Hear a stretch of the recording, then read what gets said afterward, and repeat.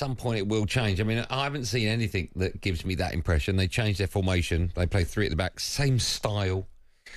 They're so gung-ho that everyone goes forward. They remind me of, his style of football reminds me of how I used to play football at school, where no one really defends, everyone goes forward. If you lose the ball, it looks like they're going to concede every single time they lose the ball. Worrying times for Tottenham. We'll talk about their injury crisis in a moment, but worrying times for Spurs, right? But that's the thing, it is worrying, and I did that game against Everton yesterday, and Everton, I don't think you could discredit the way Everton started that game. I thought they were brilliant. Took their chances. That's one thing about Everton. Up until that point, they'd been creating some chances, but not taking any of them. Calvert-Lewin turned into prime Zlatan. What a goal that was. What a goal. They played so well, Everton, right? But and Spurs just caused their own problems, not getting close to people.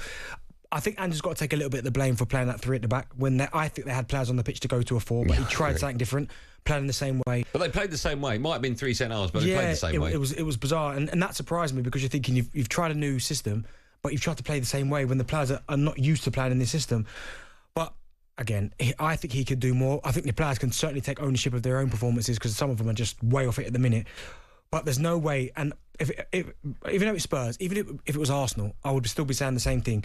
Sometimes you can't legislate for some of these injuries. I mean, these are the players I've got out, and you starters, right? Brennan Johnson, been brilliant this year, right?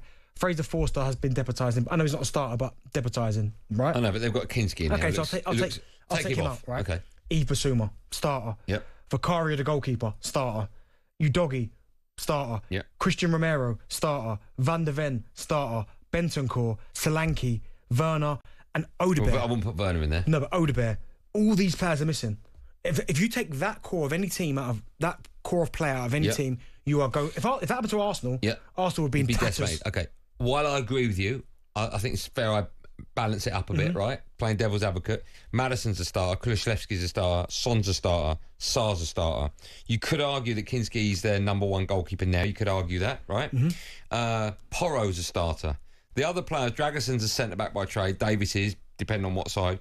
Gray, okay. By the way, I think Archie Gray's been fantastic. Right? He's done the best of a worst scenario he's been given. So I make it, 6 players that are first teamers. Now, I'm not suggesting that they are good enough to beat Everton, but they're certainly better than the first half we saw against Everton. I agree with that. And when you see that other Spurs sides, and by that I mean when Spurs have been fully fit or had more players to choose from, they still haven't beaten the likes of teams around them. Leicester, Ipswich, Wolves.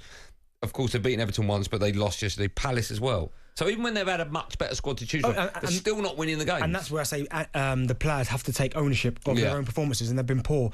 But also it's about relationships as well, because you're right, they've got first teamers, but Archie Gray playing just behind Porro, that doesn't happen often. Dragoson playing alongside Ben Davies. Do you know what I mean? No, you're right. It's almost like, yes, you're putting first teamers in, but they're not like Son playing down the centre forward is not his natural position. Kulusevski's been better coming from a central area, but again, you can only make so many excuses for them. But there's a bit of both.